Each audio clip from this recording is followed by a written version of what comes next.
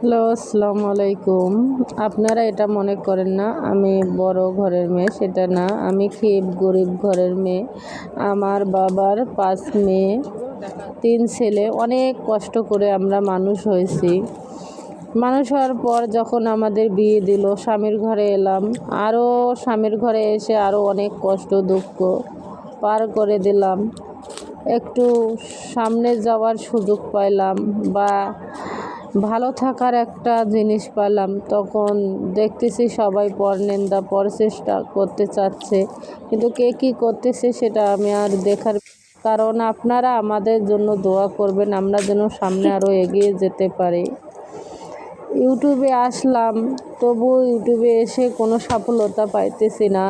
তো আপনারা আমাদের জন্য দোয়া করবেন, আমরা যেন ইউটিউবে সফলতা পাই বা নীলফামারীবাসীকে সামনের দিকে এগিয়ে নিয়ে যেতে পারি।